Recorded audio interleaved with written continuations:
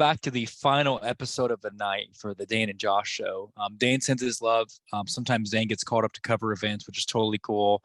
Dane is the voice of a lot of play-by-play stuff, and I love doing the in-studio stuff. So first episode was Jackie from the Salukis, was great.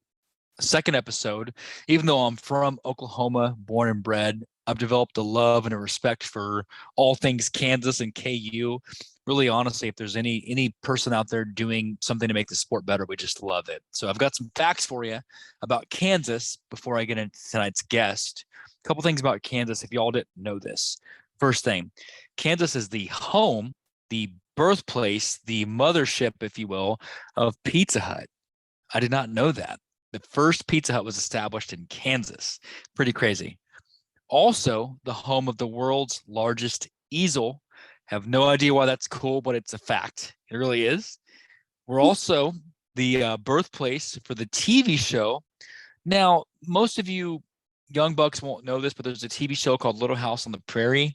We're the actual place where that was filmed, alongside of course, Wizard of Oz.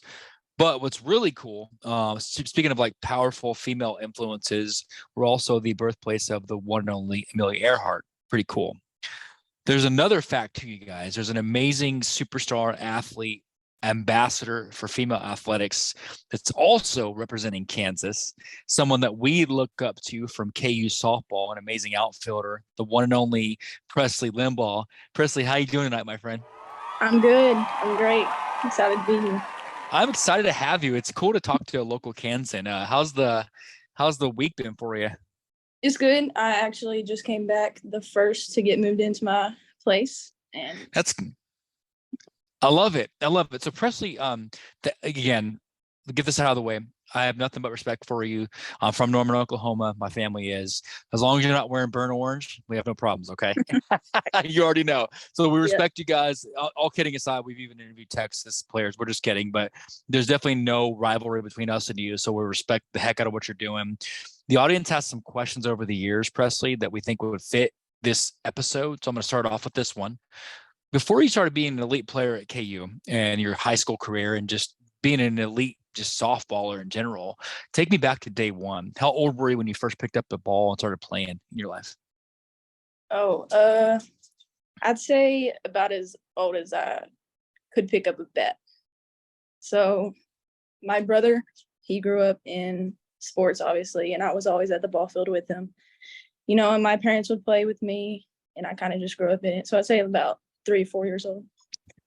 4-year-old. So my kids started playing when they were 6, so I get it. So alongside of playing softball and all the various sports, did you, along with some other athletes, did you play other sports as well, or was it strictly softball from day one? Growing up in high school, I played basketball. I really loved basketball, actually. Yeah. Okay. So basketball, softball, did you dabble with soccer like a lot of the athletes do as well, or was it strictly those two? No, I actually came from a really small town. We didn't have soccer, volleyball. I was strictly track and basketball and softball. So that's why you run the bases so fast, because you're a track star. I got you. Okay. I'm with you. So softball, basketball, a little bit of track and all that. I got you. So, you know, these travel teams and all that. I'm from Wichita, right? Kansas is where I'm at now, transplanted. Was there an age when you started picking up and doing travel ball a lot? Like, when do you remember it getting serious and you're doing, softball? What age? Around 8U to 10U. Really? We really got started traveling a lot with our team, and I really grew to love it a lot, so I just stuck with it. Okay, so that's actually our kids. We're from an organization. We have 2 teams. My kids play with a team called Chaos and then Swarm, and about the 8, 10, 12U travel stuff. I think it's about par. So it makes me feel good to know that even an elite athlete like you weren't starting at like 6, right? You at least had a couple of years for us to grow. I appreciate that. So I'm curious, playing basketball, doing a little track, softball, being an amazing outfielder. When did it click? Like, this is what I'm going to do. What age were you when you're like, I'm all in for softball? What age was that? I'd say 6th, 7th grade. I started watching softball. I started watching sports, and it just clicked. I just wanted to be a part of that. So at an early age, you knew that's what you're going to do, And I talk a lot about with our premise is really revolves around softball. Some of the guests we've had on, and you are, along with, the Scarboroughs and the Jenny Finches, and think about these names. You're part of that movement where softball is now, like it should have been all along. That's our candy stick. Should have been recognized as being the same breath. You say baseball, you say softball, basketball, softball, same breath. You're part of that movement, right? Where like you are in the cusp of softball becoming one of the most popular sports in the world. So I can see, was there an influence? Like, did you watch somebody, maybe like a pitcher or an athlete from softball that stood out to you that influenced you? I wouldn't say a really famous person, but my aunt, I grew up with her, and she was a pitcher and she played softball, and I kind of just grew up watching her, and she coached me a lot and just made me love it even more, having family in this. Well, shout out to Auntie for doing that. That's really cool. Was she did she play as well, or is it mostly instructional, or what'd she do? She coaches now, but she used to pitch for University of Commerce, Okay. Yeah, I got you. So it's in the family. So softball's been in your blood for a long time, huh? So yeah, that's cool. So again, shout out to Auntie. Was there a no shade to that? Auntie kind of helped you formulate who you are, sounds like.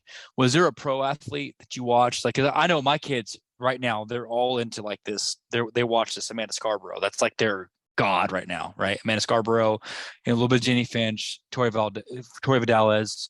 Was there an athlete you watched on TV though? It could have been, any sport that stood out to you. Like, this is someone I look up to. I couldn't name one off the top of my head. I got watched. you. Yeah, I couldn't. That's cool. Really. It's all local. I get you there. That's awesome. Yeah. So small town influences, family chemistry, networking, about stuff. That's really cool. Grew up playing it. Sounds like it was from at the age of 2. Wow, that's awesome. I love to see some little league videos of that. If you can find some of that, let me know. I love to see you just smacking that ball at 2 off the tee. I'll try to get some to you. That's really cool. So that's from day one. The diamond's been in your blood. So obviously you're coming in. Storied high school career. We've watched you. The internet's great because you can see a lot of footage. I love the internet. I wish we had it when we were playing. You guys are so lucky. All these highlight reels. People are scouting at like 12, 14, 16 you at this point. So all this data, right? It's really cool with game changing, all these things. But going into KU, making your mark, right? Obviously you want to set the bar high. What's some goals you have as a player and maybe for the team for the next year with KU? There are a lot of goals that we have as a team, but personally, I just want to be the best teammate I can. And no matter where I am on the field, just do my part in making it the best. I watched one thing. So we were recently at a camp. So take a little side note here. We went to a camp at Oklahoma State, and we were talking to some of the outfielders, which I love what you do, right? And they were talking about, it's the first time I've ever heard anybody position it like this. You actually have one of the hardest positions on the field. That's where your track skills come into play. You've got to be one of the fastest.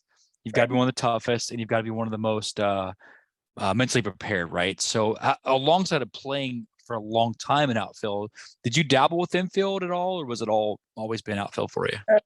Yeah, so freshman year, I played outfield, but the rest of my high school career, I was shortstop. Really? Okay. Yeah, and a little bit in 10U, 8U, I played third base. So you've been all over. Okay. So if you could, and again, maybe I can't ask this question, and if you can't answer, it's fine. Shortstop, third base, outfield.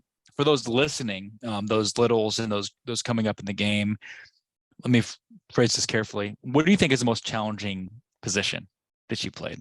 Oh, that I've played? Yeah. Center field. Really? There's a lot of tracking going on, a lot of communication, a lot of just being the number one on the field. I got you. That actually, I thought you'd say that from our coaches. We actually have about 10 teams we work with. So I thought you'd say that. That's cool. Man, just all over the place. There's a Renaissance player all over the field, though. Probably could pitch too, I bet. If you were going to break it down, they could probably use it as a pitcher as well. It's really cool. So there's a segment of every episode, Presley. We do this. I'm going to make you laugh. There's a segment that's called Rapid Fire. Now, our fans love this. We do this every single time. And what it's all about is to break down a little bit, maybe more of your personality off the field. Some things that maybe you wouldn't get asked in an ESPN interview or ESPN Plus, things like that, right? They're not going to ask it. We kind of do our own thing. So these are the questions that we present to you that are PG, but they're kind of fun. Okay. So the rule is, though, you have to pick one. You can't not decide. You got to pick one. Okay. So So the first question, I'm going to run this past you. When I think about rapid stuff, you coming in to make your mark, you have an opportunity to have one of these two things on the field. So let me preface this. You guys are playing fall ball, things happen, things like that. The field, for whatever reason, there's a celebrity tournament, whatever you want to call it, maybe a fundraiser. They're going to cover the field in one of these two items, but you have to play on the field even though it's covered in one of these two items, okay? Okay. So the two items are A, hot Cheetos. I'm talking billions of hot Cheetos. You got to just wade through it. Or B, strawberry Jello. Which one are you going to play through for the game? Go. Hot Cheetos. Hot Cheetos. I did not have the one. I had strawberry. Okay. I had the Jello because I feel like it'd be easier to kind of dive into it if you catch a ball and all that. So I got you. Okay, no problem. Me and Dan usually bet on these. Next question. You get two. Time doesn't exist, past or present. You get to have something like the Matrix would say, where you get to put your mind in someone else's body for a game, and they get to play your position, your brain, their body for a game. Okay. So your two choices, not in the softball world, not even in the athlete world, but your two choices to play you in the outfield for this game, fall ball play-in tournament, is either A, Christina Aguilera, or B, Britney Spears. Who's going to play you for this game? Christina Aguilera. I am striking out right now. Oh my goodness. I am 0 for 2. My Atlanta. Okay. I'm 0 for 2. Okay. Well, I'll redeem myself. So imagine for a second, they call you up. Hey, season's over. AU, Athletes Unlimited, is full swing right now, right? So they call you up. Hey, we want you to come in. We want you, Presley, to call a game for us. But they want you to use a voice effect. So you have two people, Presley Limbaugh, two voices you can choose from to basically call the entire game, representing the game with one of these two voices. Your choices are A, Lil Jon, Lil Jon, right? Or B, Morgan Freeman. You get to call the game as Presley Limbaugh with a voice changer effect as Lil Jon or Morgan Freeman. Which one? Morgan Freeman. Oh my goodness, I'm 0 for 3. I'm losing it here. I got you. Okay. What'd you say? I love his voice. He has a. That's cool. That's all good. No problem there. So, next portion. Okay. So, you get to come back. So game's over, all that kind of stuff. You get to come back, and you get to actually have. All of a sudden, they say, "Hey, Presley, we want you to fill in as the lead singer for one of these two iconic bands. We're gonna go away from sports. We're gonna go away from that." All of a sudden, you could just come in for the press. Here's the thing. It's singing the press conference. So after the game's over, you get to basically say, hey, this is how the game went, as you're basically doing a concert. So your two choices, you get to either be basically A, fill in and cover Madonna songs, or B, cover Beatles songs. Let me repeat it. You're doing the press conference after the game, and the way you represent the questions and answer back is you sing the songs basically as the band. Madonna or the Beatles, which one are you going with? Madonna. I got that one right. Thank goodness. I was like, man, okay. I could see you up there doing that. That's awesome. So final question. You're on the field. We're going to go and call this now. 2024, you left your mark. You're in the Women's College World Series. We're going to call it. It's going to happen. Okay. So you're there, you're doing your thing. And every time you get a hit, you have to go walk backwards, moonwalk to the bases. Stay with me. Walk backwards to the bases, and one of these two songs play every time you walk backwards on the bases. So you get a hit, moonwalk it to either A, Ice Ice Baby, very iconic, or B, Walking on Sunshine. So you get a hit, moonwalk backwards, Ice Ice Baby, or Walking on Sunshine. Which one are you going with? Ice Ice Baby. Thank you for letting me at least get 2 out of 5. I appreciate it. So awesome. So I went 2 out of 5. I really didn't have you on the hot Cheetos one. I blew that one. So now there's just a little personality thing about you. Hopefully in interviews you've had or press things, it's a little segment we try to set apart that you haven't had before. So thank you for being a good sport. Okay. So final segment, Presley. Over the years, we've had the privilege of interviewing athletes like yourself, coaches from OU, K-State, Oklahoma. It's across the entire D1, spectrum. And our girls always ask us, what's some advice if I was coming into the game, 10U, 12U, 16U, even those parents out there, some advice you could give to those that want to be you one day, playing at the elite level like you are, if you could look back over your career so far, what's some advice or a mantra you could give to those that want to be like you one day? I say fundamentals are really important. So when you're practicing, you want to practice on not just the what could happen, but what is going to happen, and just the little things that matter. The little things. Okay. So I'm breaking that down because I think that's something that most people overlook. We had a coach last night, you might know Coach G from Oklahoma State. He was talking about practice is more important than the game, right? So when you're saying little things, if I may, I don't mean to go too deep and go X's and O's, but for our girls that maybe are in that 12U, 14U that don't want to practice the little things, right? How important is it that you never skip a practice, things like that? How important is that would have been for you, you know? Is really important. So you make this routine for yourself. So like I'm going to practice, I start with one thing, I finish with another. I do that every time, it just makes your mind get ready and just want to do that every day. So basically, I know it sounds cliche, but making yourself, because you think about a KU softball player, that's elite. It really is. And again, no disrespect to any D2 or things like that, but you're an elite player. What makes you stand apart, there's probably a million girls that can throw a correct outfield, infield, they can do it right. Maybe they can hit, but those little tiny things, whether it's the first at bat or the last at bat, maybe it's the second inning or the seventh inning, you're just keeping it consistent. Sounds like what you're telling me is consistency is a bigger piece of the puzzle than anything else. Is that kind of what you're saying? Yes, sir. Yeah, I'm glad that you reconfirmed that because we tell our girls every single day, hey, whether you're practicing for 10 minutes a day or 2 hours a day, it's those things off the field that are more important. And you probably have noticed that from your scouts and people that have followed you, your career, they maybe are looking more what you're doing off the field. Is that fair to say? Yes, sir. I love it. It's good to see that an elite athlete like yourself or someone who's a little, the presence is the same. The presence of mind, the requirements kind of stay the same. I guess our final segment, this is an audience question that they had asked us. When you first started getting scouted, if I may, we've had some different answers. Some say it was high school, some say as early as middle school. Do you recall when you first started getting scouted for that next level and what that was like for you? Yeah, so I guess it was back in my freshman, sophomore year, Okay. when COVID was around, and it was kind of hard for coaches to come see me play. So a lot of it happened online, putting yourself out there on Twitter and Instagram and all kinds of different websites just to get in touch with other coaches. I love it. So I will say this in closing, Presley. Thank you. I am grateful that you landed in Big 12. We always root for all Big 12 players and really anybody, whether it's all across all spectrums and all that. So I love what you're doing for the sport. To grow it, like I said, being part of history. What you're doing is iconic, and I'm not just saying that; it is literally history in the making. Female athletics, thankfully, our platform has been dedicated to showcasing these amazing athletes and give them that respect they've deserved from day one. So I'm glad you're part of that history making aesthetic that's happening right now. I do hope you do go pro. Go do that for me if you don't mind. Let's declare for AU. AU, we've got 4 or 5 different leagues right now. So have you given any thoughts of that after KU maybe going pro or?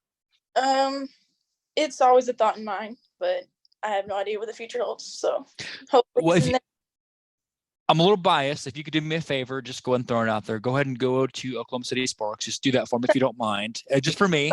No other reason, no contracts or nothing. I'm just kidding. But I definitely think you'd be a great fit. Watching you, again, thank goodness for the internet. If it's anything like what you played all your years in high school, you're going to be a beast. I can see you getting to a super. I really do believe that. You guys are top tier. People like yourself advancing the sport off the field as well. The sport's in good hands. So I appreciate you being an ambassador for the game of softball. Okay. So thank you. Presley, thank you for your time. It's as always, we call it an alum. Once you come on once, open door. If you ever want to come on and maybe just rant or talk about the season or breakdowns, you're welcome anytime. Please make this the first of many. And rest assured, we'll be watching you. We'll be watching all the games. We'll be following you and cheering you on the entire season. Okay. So that's good. Thank you so much. Of course, much love, best of luck, and take care. And we'll be in touch very soon. Okay. So. Thank you, friend. You're welcome to drop off. So, guys, that's Presley. I told you when I first met her, talked a few times along the way.